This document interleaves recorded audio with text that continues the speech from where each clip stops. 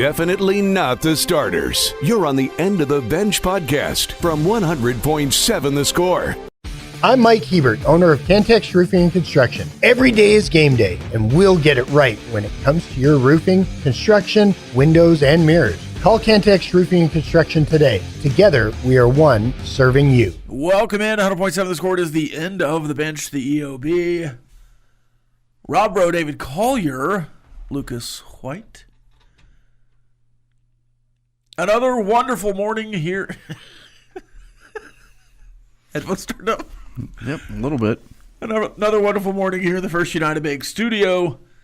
You can join us, as always, on air with the Visual Edge IT hotline at 806-771-0973 or on the 8th Flooring Center chat line. They're on the apps brought to you by Happy State Bank. You can also find us on YouTube. YouTube.com/Double T Sports Network, where you'll find Talking Baseball, the Lady Raider Report, which they have a game today, and the Gaslighters. We'll record today, probably put that up later today or tomorrow. Texas Tech beat Cincinnati last night 81-71, and it was a little dicey in the first half, at least the first half of the first half. But I thought once you made a couple shots, Texas Tech controlled the game really from the last 6 or 7 minutes of the first half and really throughout the second. They pushed, Cincinnati did, a little bit, but I don't think that Texas Tech was ever really in trouble. You know, it was 9-point lead, 11-point lead, 7-point lead, 9-point lead, 6-point lead, but I don't think it ever dipped below 6 once it got up to 9. I think it got to 5. It got to 65-60, and then I believe Chance McMillan hit a 3 to make it an 8-point game really quick. So, I mean, I think they hit a 3 right after that again, but then you went down and scored. But, yeah, I'm pretty sure it got down to 5 twice. But I didn't feel concerned at that point for whatever reason. I mean, you had JT doing what he wanted to do for the most part, especially in that second half, and it didn't seem like you were going to miss any threes after that first little bit, like you said. They had that one last run that you're saying where they, with the steal and the dunk on the other end, quick timeout, and you're like, okay, this might be a game. Yeah. But, yeah, you're right. They scored pretty quickly after that, and you made your free throws at the end. And really everything you have been asking for Texas Tech to do, guard the perimeter. They were a little lackadaisical on the backdoor cuts early and often, but I really don't have a lot of complaints about last night. No, it was 14-17. I think that was their largest lead in the game, and right after they scored that bucket, McCaslin called the timeout, and I don't know if you saw him. As soon as they called the timeout, he was livid. I think he was maybe yelling at the official. I don't know. I don't know if it was the defense or what, but it wasn't directed at any of his players. But after that, quick timeout, figure things out. And it, like you said, it did help that you started hitting three-pointers because it certainly didn't look good early on. As somebody that had a 6 o'clock show and needed some highlights early on to kind of say, hey, this is what's going on right now, we'll have highlights at 10. I was like, okay, 0 for 4 from 3. Let's, I only got 2 minutes here, guys. We need something. And then Kevin Overton provided a couple of early shots. He did indeed. I think he had 12 in the first half, finished with 14. Mm-hmm. Christian Anderson, another big game. Two starters on the bench. JT Toppin, yeah. JT Toppin closed it out for you again with the strong second half, final 10 minutes. You score 81 points. You have 5 people in double figures, and one of those guys isn't named Darian Williams. Yeah, you had 7 points 8 minutes in. And scored 81. Yeah. I mean, hitting 12 threes certainly helps that, but you scored 24 in the last 8 minutes of the first half. Mm-hmm. So, caught up there. But, if you told me they scored 81 after 8 minutes, I would have been like, okay, they're going to have to start shooting. Yeah. And they did. And Darian Williams, kind of nowhere to be seen. Had a couple of rebounds. ended up with 4 points. I think he made 1 basket and shot 2 free throws. No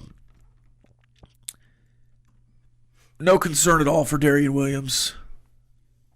I think maybe that ankle is a little bit bum. And if you don't need your best player to win a game, I think you're a pretty good team. Then I would classify him as the best player. I would as well. I mean, I think I've said he's probably the best player. I still think he's the most. I say he's the most important, and you still score 81 without him.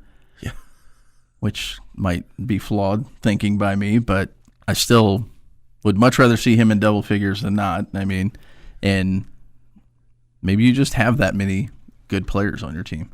And I don't think Cincinnati's necessarily great, but they were kind of in that situation too that the Red Raiders were in over the weekend in the you can't lose this many home games type situation, because they'd already lost to Kansas and Iowa State was the other one. I can't remember. But either way, good teams that they had lost to, but, I mean, they were playing another good team last night. Yeah, Cincinnati lost to Arizona. That was the other one. And Kansas at home.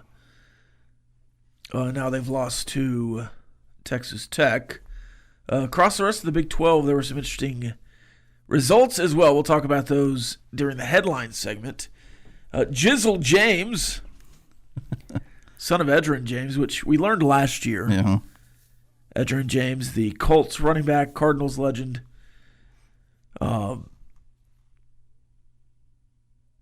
He was pretty good. He was last night. He was very good. I had some coworkers that said that they were going to buy me a Jizzle James jersey if Cincinnati somehow won the game. I was not cheering for Cincinnati, although that would be a cool jersey to have, even though I'm not a guy that wears jerseys. Yeah, that's one of those you can hang up on the wall, though. Yeah. But the problem is it just says James on the jersey. Sure. Yeah, then you have to explain it. Why you got a Cincinnati James jersey? Then you got to go through the whole process. They were only 3 of 14 from 3, 21%. Texas Tech shot nearly 40%, 12 of 31. And it might have been close to 50% once they started making them because they missed several of their first attempts before they started draining them. Well, they were 1 for 8 from 3, I think, to start the game. Is that what you're talking about? Just threes? Yeah, 1 for 8 to start. 11 of 24. That's pretty close to 50%. Yeah, and even offensively as a whole, what was the number? I think they started 2 for 11 from the field, and then they hit 11 of their next 13, I believe, something around there. Still something absolutely ridiculous, which would explain, like you said, making up all that ground in the first half. 15 of 18 from the charity stripe, including, I think, their last 7 straight after a couple of Federico misses.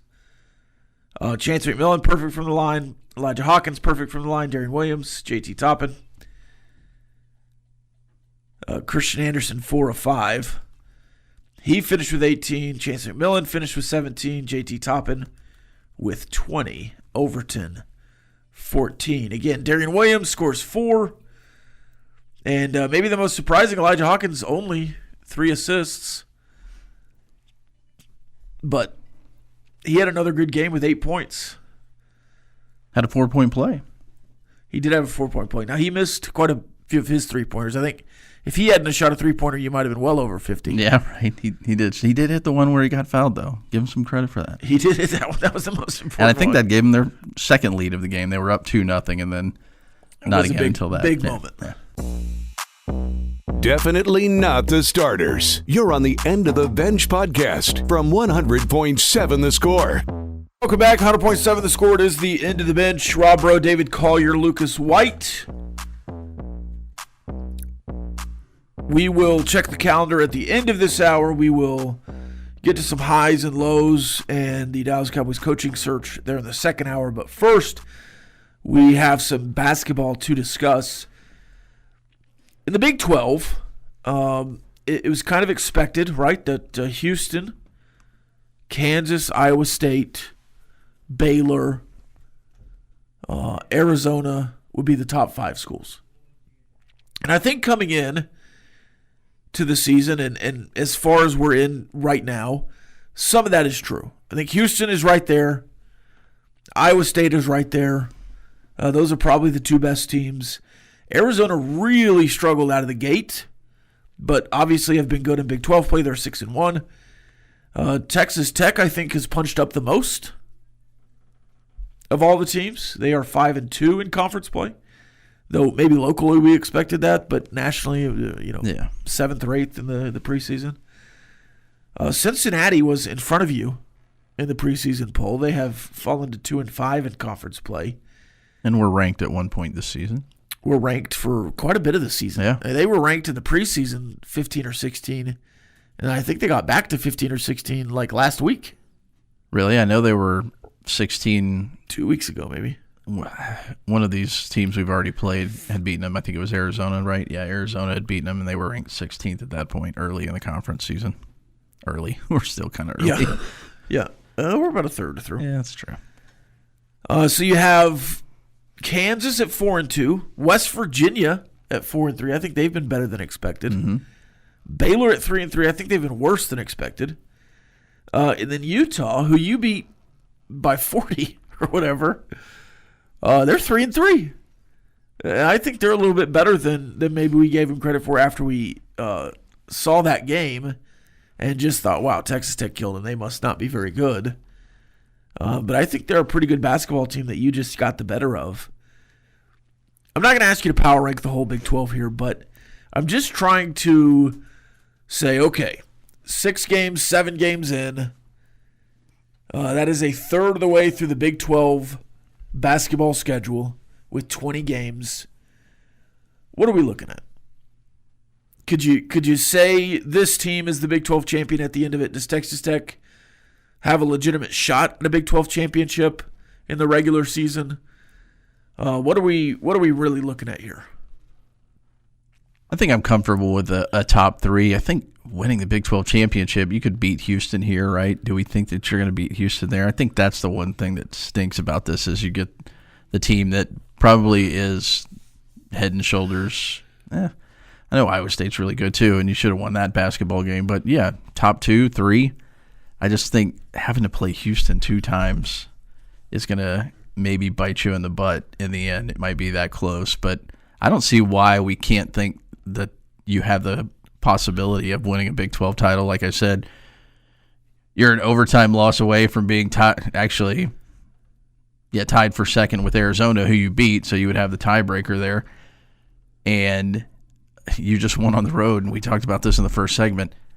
Darian Williams didn't do anything. I mean, he did stuff to contribute to the basketball game, but the bottom line, he didn't do Darian Williams stuff. He didn't do Darian Williams stuff in that game, and it was because I think we all agree probably somewhat still hampered by back-to-back games where he hurt an ankle, right?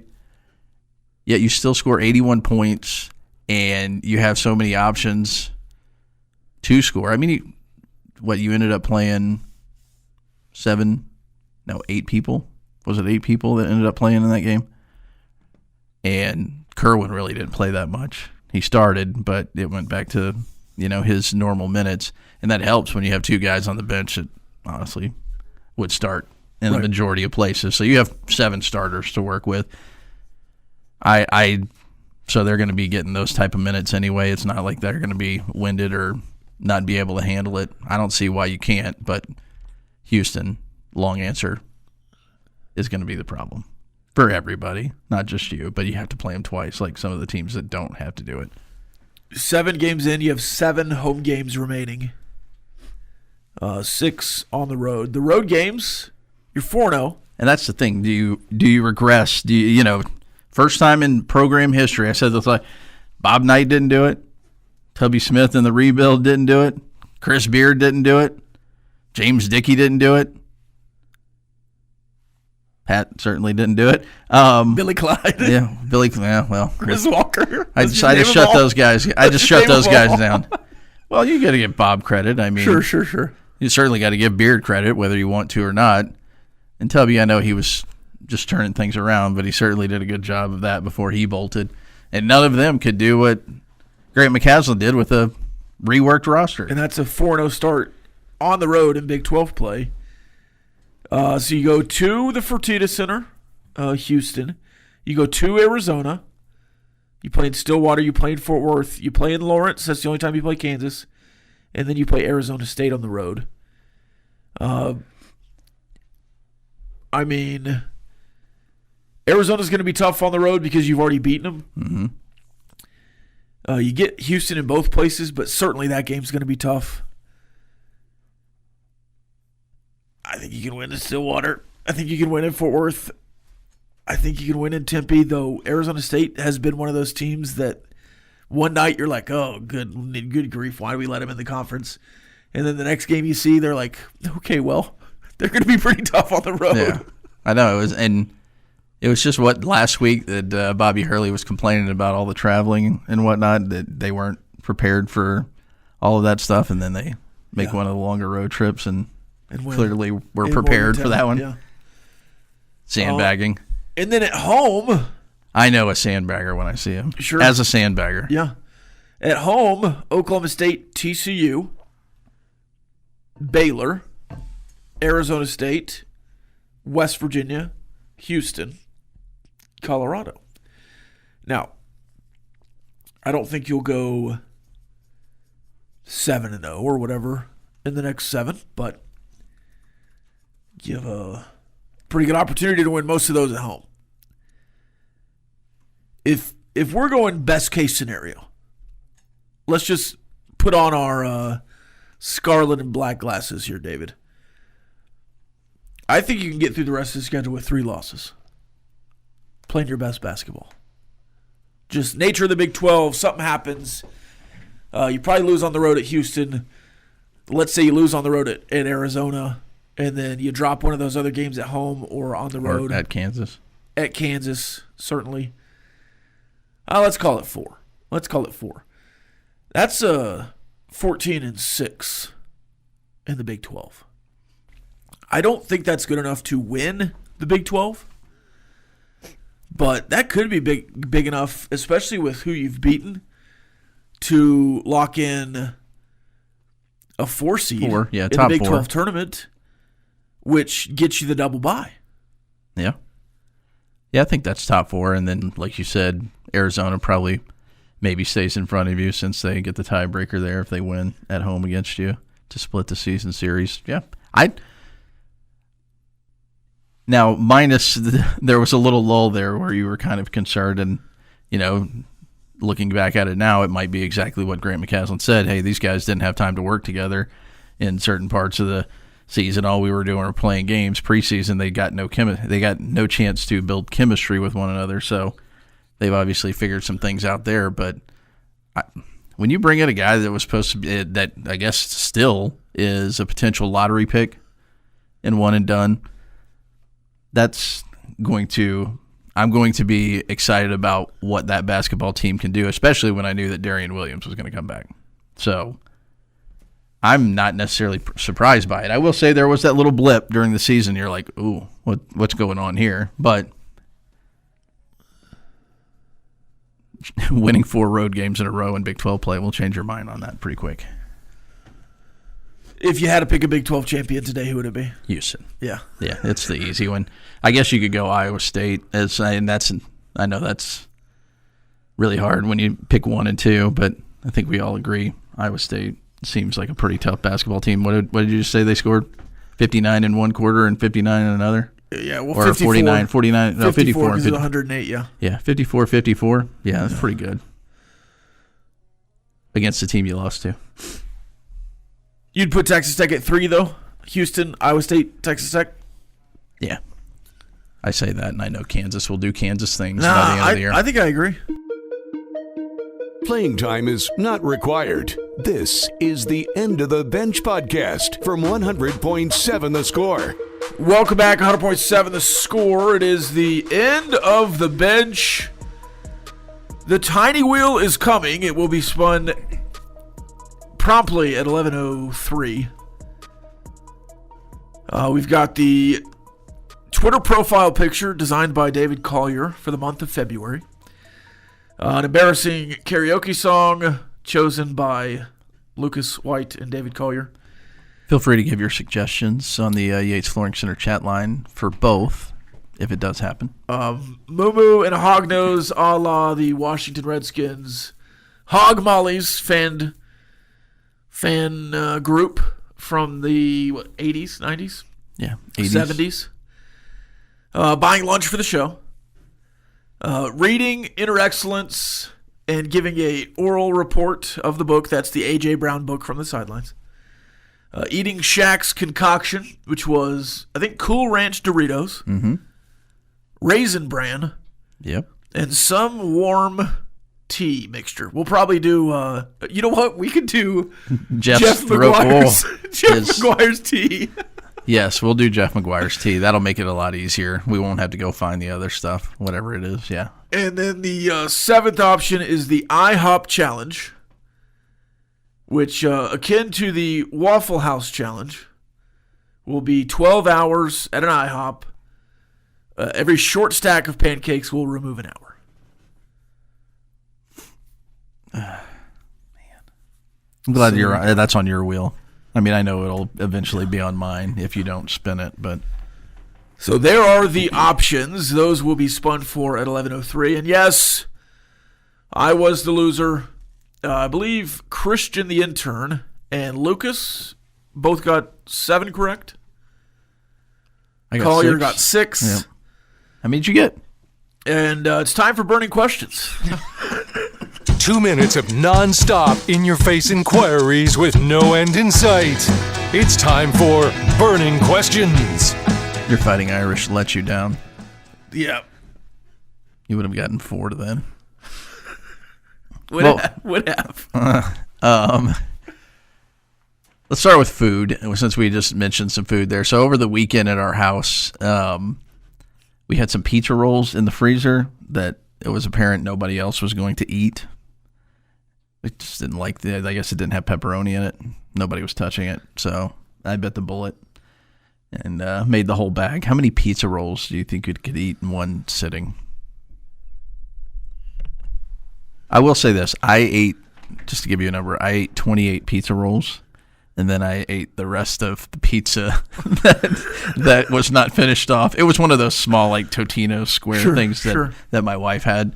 And I finished that off, which was basically half of that as well. So, I don't know. You could probably throw another six or 7 pizza rolls on top of that. I was thinking at least 40. Yeah. Well, I think I could have. I mean, they come in like the big bag, like the 90 or whatever. Mm-hmm. Have you seen the breakfast pizza rolls? Ooh, I have not. It's like, are you familiar with the toaster scrambler? I'm familiar with it. I haven't eaten it, but yes. So it's like that filling in a pizza roll. They're pretty good. I could eat a lot of those. Yeah, I mean, at least 40. Yeah. I want to say like 60, but that might be pushing it. Lucas, squeeze into that little tiny body. So the first thing that came to my mind was the commercial, the Chasmo commercial, because you can eat 70 for about it, or 10 for about 70 for about $1. But I could probably eat realistically about 30, maybe 35. I'm telling you, I ate what was the equivalent with that other pizza, about 35, and I was fine. I had no problem eating dinner. We're adding 75 pizza rolls in a show. In a show. Oh, in a show. Well, that's fine. I mean, that's less talking for me. I think that's a win for everybody. We're going to put a platter beside you. You got to clear them before you leave. All right. Let's see. All right. Hall of Fame came out yesterday. If you had to pick a Hall of Fame that you could be in, what would the Hall of Fame of choice be? Sports. Let's keep it at sports. Oh, I didn't know if you were going off the board here. Let's go. And why? Yeah, if I'm competing in a sport, I think my best sport is bocce ball. Really? I think I could be in the bocce ball Hall of Fame if I dedicated myself and life to it. I have pretty good depth perception and pretty good accuracy there in the bocce ball. Could you name anybody else in the Bocce Ball Hall of Fame? I don't even know if there is one. There's probably some old Italian-sounding names, though. Lucas, do you have some random sport? Are you good at badminton that you... I would go with at the location I used to work at, mini golf or laser tag. Oh, now we could have some mini golf battles. I consider myself a good mini golfer. You know, I on my resume I have play-by-play for what year was it? We'll go 2003 putt-putt national championship. Nice. Yeah, happened right here in Lubbock, Texas. I think I remember that. Yeah, that came to town. they did. Yeah, I think the guy that ran it, he's like my first phone number in my phone. I haven't talked to him since 2003, but I see it all the time. You know what I remember from that? Local referee, a longtime referee, actually competes in that, or did compete in it for several years. I remember losing a pair of sunglasses. That's what I remember the most from that experience. Not very exciting, but I had a hat blow off in the water one time. I bought a pair. I've lost 3 hats in water. Yeah. One at putt-putt, which we might have How do you gotten lose back. a hat and putt-putt? Well, over by there's like the little river thing that went through there. Yeah, It I know just what blew you're off. talking It's windy. I think we got that one back. That's not like a deep river. One, I was at the zoo. I don't remember. Maybe the San Diego Zoo. A hat blew off into the water, and a turtle came over and put his head up in it and swam away with it. So like tell the people in the zoo.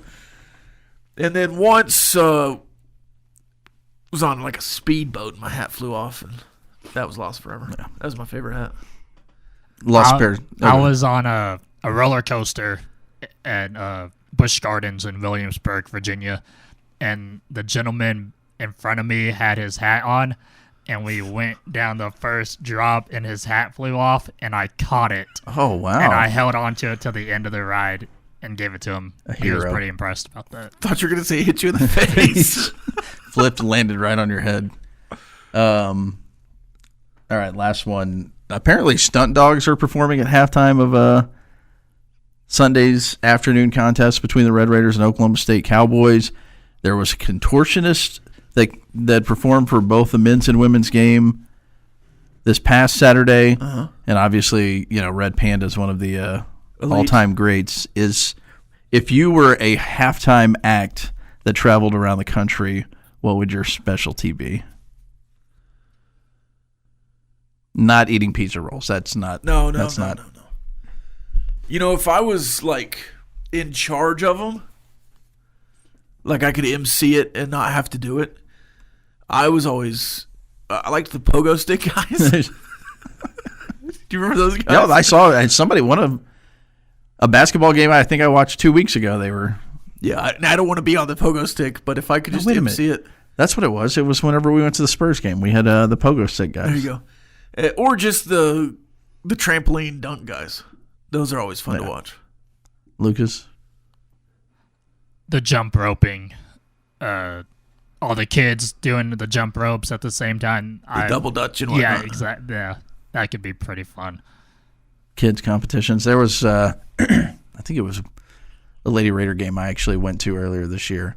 It was one of those kid things. It was cheerleaders, and there was one boy, and it was great work by the camera people. And they kept going to this little kid that had like bear claws on, and he was so every time that they would cut to him, the place would go crazy. I felt sorry for the girls that were actually doing something, because he was just. And then at the very end, as he's walking off, he notices that he's on the screen, has no clue the entire time all the cheers for him just standing there doing the cheerleading stuff. But he sees himself, and he just goes crazy, jumping up and down.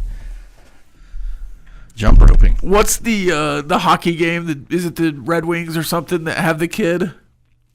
They're booing everybody else and they cheer the kid. Yeah.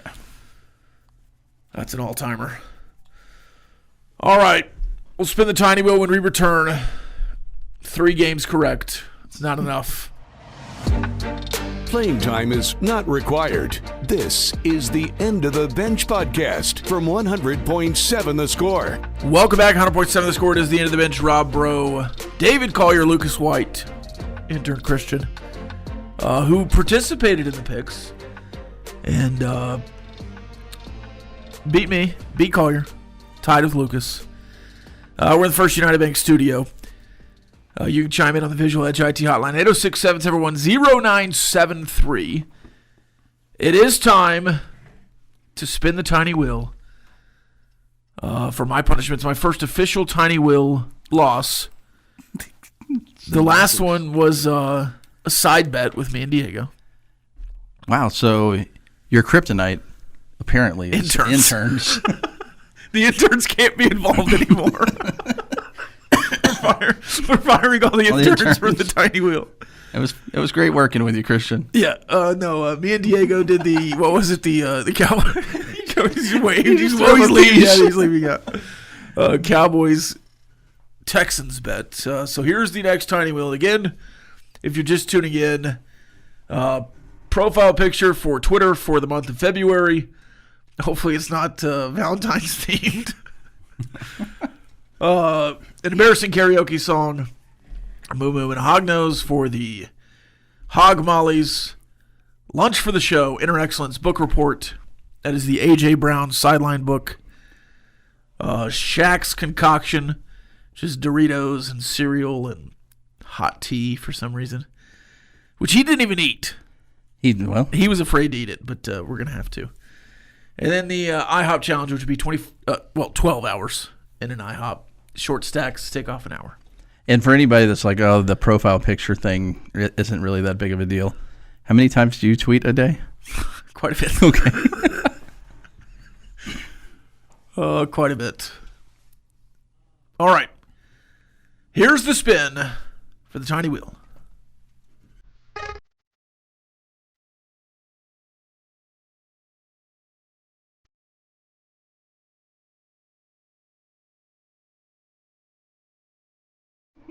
Of all the things that could have been, this is not bad. It's lunch for the show. Lunch for the show, and I think we can just go ahead and provide that Friday. I won't be on the show, but you bring it in. We can eat afterwards, yeah? Yeah, that'll work. Friday. Do I have anything Friday? Not that I know. You'll be on here with Clint, I believe. Yeah, I will be here. Oh, afterwards. Yeah, I was trying to figure out what I have after, but I don't know yet. So, all right, there it is. Christian, will you be here Friday? All right, we'll get you lunch too since you participated. I was looking at the wrong portion of the screen because I think the wheel that I have is at the top. Yeah. And I'm like, sweet. Concoction. Shaq Concoction. And I was like, wait a minute. There's no pointer. No, we were right in between the book report and the Moo Moo. But we got lunch for the show. So that will happen on Friday. You can decide what you want, and I'll bring it in.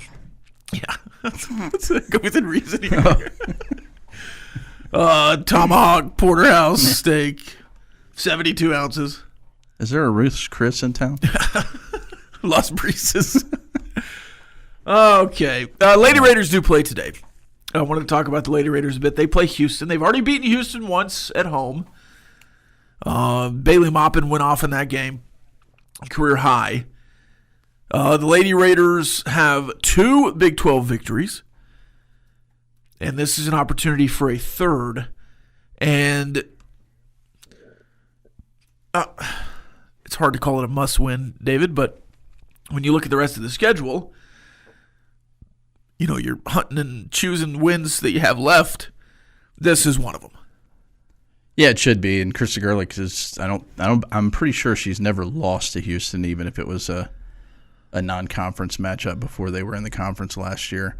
So it's a game that, like you said, you can't, with the struggles that they've had. I don't know what must-win means, but you certainly don't want a loss would look tough here, right? You beat them I can't get my computer to work, but I think you beat them 74-59 here in town.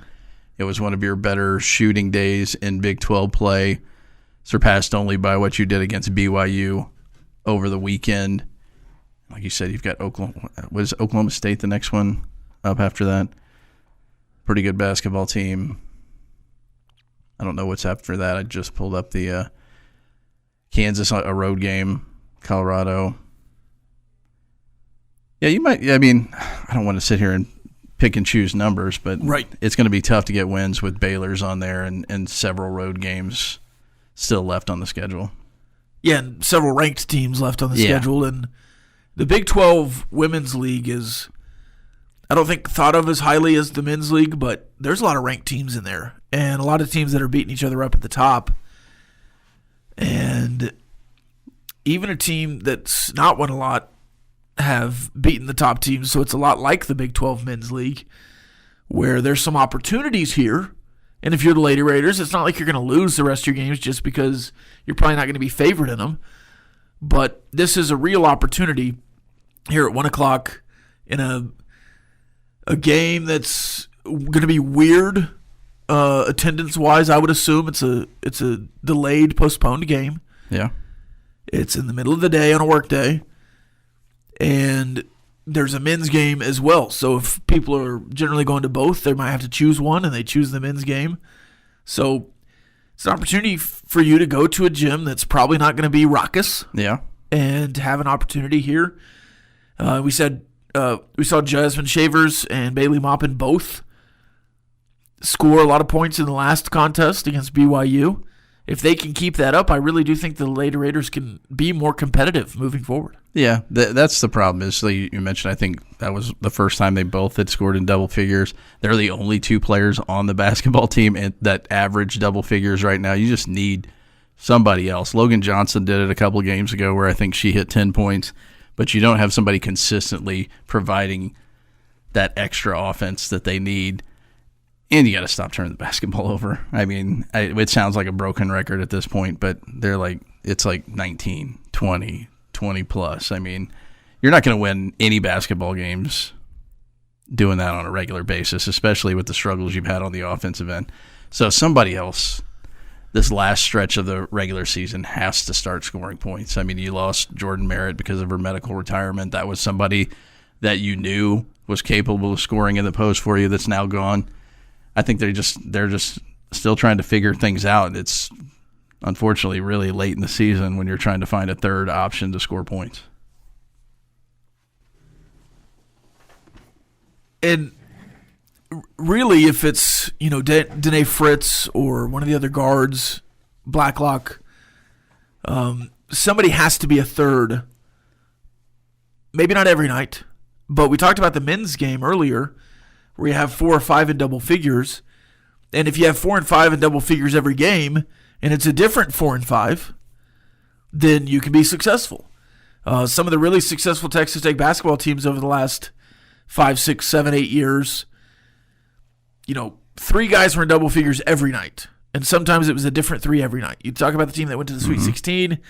It was Bryson Williams, Adonis Arms, and whoever else one night, and then it was another 3 the next night. Well, probably Bryson Williams every time, but yeah.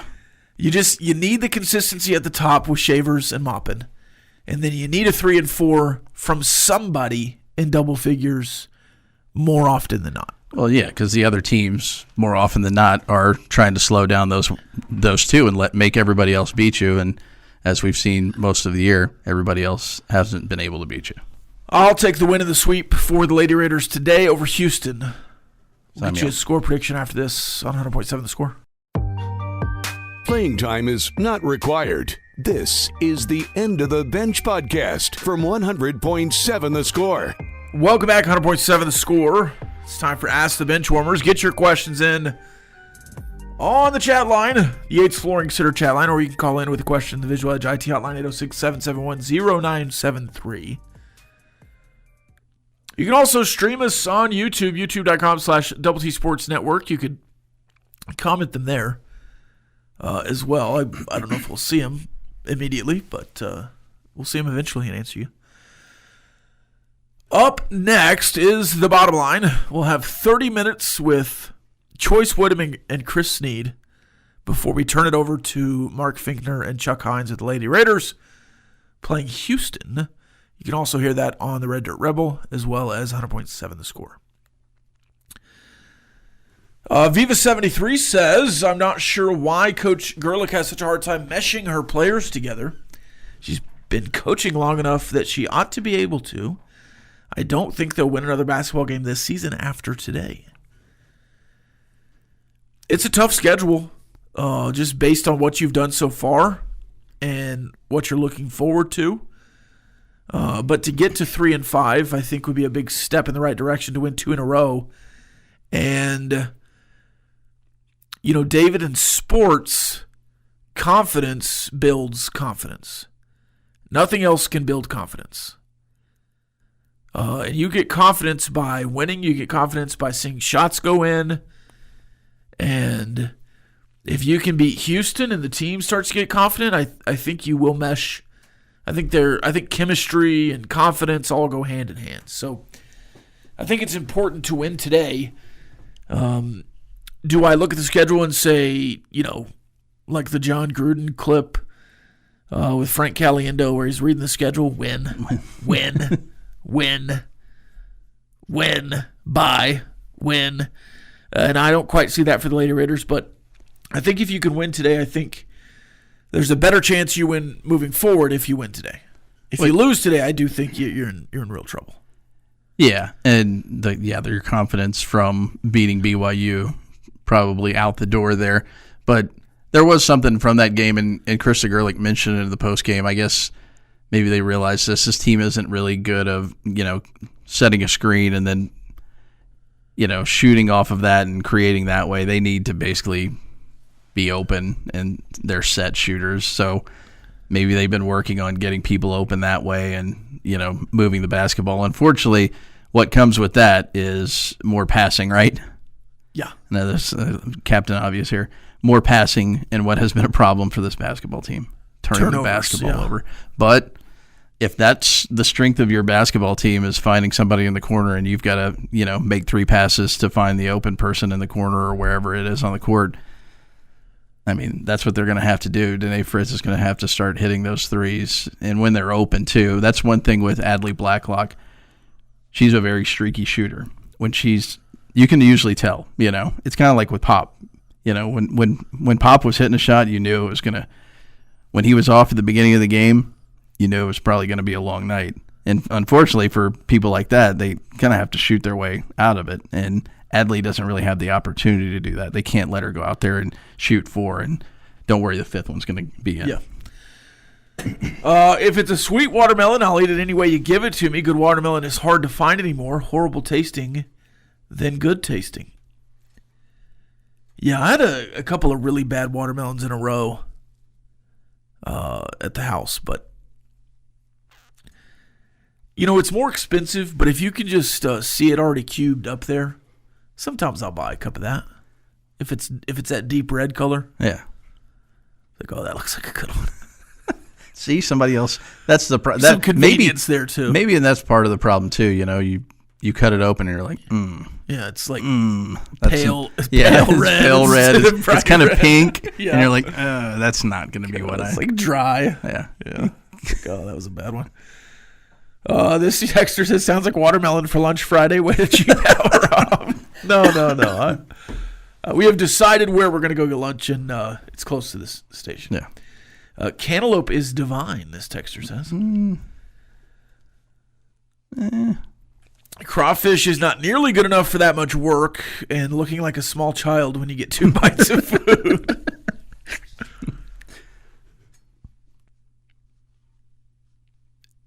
Yeah, it is, and it's good.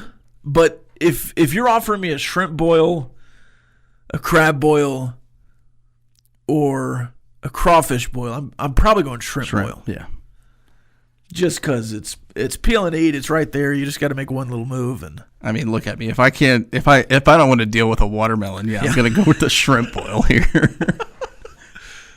I like the accoutrement and the boil anyways. The corn and the potatoes, the sausage, the lemons. Yeah, all the other stuff. I'm not eating the lemons, but squeeze the lemon down. Sounds like a punishment. There's a guy. No, I've done that before as a punishment, eating a bunch of lemons. Yeah, and did not go well. Dove is the least bang for the buck. It's a waste of time. Yeah, dove, quail, those kind of small game birds. That's why you put them in poppers, so like jalapeno poppers. Yeah. I'm not. I'll eat it. Yeah, I'll go buy somebody's tailgate. Yeah, you probably buy the pre-made poppers too, huh? No. We make the grocery store. No, we make them. But I'm just saying. What's the most labor-intensive thing that I do? Yeah, that you're eating. Well, okay. First of all, you don't want to cut a watermelon. When do we typically eat dinner, Rob, bro? Sure, late, yeah. But no, I'm just saying in general. early what or- time do you typically eat dinner? Halftime. It's like pre-game, halftime. A normal person out there, when do we eat dinner? Not me. Oh, 6 or 7, yeah. Oh, okay. 7 o'clock. So 6. We'll say between 6 and 7. Yeah. I get off the set at 6:30. Sure. So when do I have time to make dinner? Well, like on your off day, it just seems like you're not. Do you have are you like a baker? Do you have some recipes? That's what I'm saying. Like, No, I'm not a cook. but you make your own poppers, or somebody does. Yeah, no, I make them. Okay. Why is that hard to believe? Do There's you really wear not gloves? much to that. No, I mean there is some prep there. Wrap some bacon, cream cheese. Do you cut your peppers in half, or do you hull them out and do the whole pepper? No, I cut them in half and then Yeah, I'm a half guy. Yeah. Leave some of the vein in there Sure. to surprise people. I usually test one. So are you surprised that I knew that? The vein is the hot part, not the I'm not seeds? surprised. Okay. You're acting like I'm coming out of nowhere. No, that's understandable. I'm not a cook. Okay. I'm hey, we're going to have eggs for dinner tonight. Make that. And I was like, I can do eggs. I can do eggs, yeah. You can't have breakfast for dinner. That's a Chuck Hines rule. Yeah. I can have breakfast anytime I want because Chuck isn't cooking my food for me. I would eat eggs on pretty much anything. Egg on a burger. Yeah. If I go to a place and I don't know how good the burger is, if they have an egg on it, I typically go that route because at least I know I'm getting an egg with my burger. It's never a good ending, but it's so good. Oh, the Moco Loco Moco or whatever it is, the beef patty on the rice with an egg on top. Big fan. It's a Hawaiian dish. I've never had that. Oh, it's so good. Wow. It's like like a Salisbury steak. Yeah. The brown gravy. Mm-hmm. It's that on rice with a fried egg on top. It's elite. Yeah. See, I would know these things if I was a cook. Michael from the ranch said sunflower seeds are the worst. A lot of hard work and not a lot of food, waste of time, and gross watching people eat them. I will say this. Those are easy. I love sunflower seeds, and generally when you're eating sunflower seeds, you're not trying to satisfy your hunger. No, Just like a little. It's a road trip. Keep you awake. You got a spit cup there. Yeah. Keep you focused. Yeah. But there are some gross people that eat sunflower seeds. The worst sunflower seed eaters. I'm going to rank them for you. The guy that just eats the whole seed. Ooh, yeah. No, And just is crunch it down on them. And then they're like, trying to get the seed out of their throat. The guy that goes one at a time and just doesn't put them in his. I thought you meant. No, he just one seed at a time. Yeah, he'll crack it and then handle it with his fingers. And then it's not gross, but the funny one is like Ron Washington, who just grabs a handful and throws them all in there. Throws them at his face and gets half of them in his mouth. Oh, man. Sunflower seeds is one of the easier things to eat. Yeah, I love sunflower seeds. I've not had a sunflower seed in a while, though. That's my wife's go-to snack. Are you a flavor guy or just a regular? I'll try them all, but I got burnt out on just the regular classic Davids. Those are too salty now. Yeah, I usually they go are. with the bigs. Yep. The bottom line on the other side, it's Wednesday. We will see you tomorrow. This has been the End of the Bench podcast from 100.7 The Score. Go to 107thescore.com for more from the Double T Sports Network.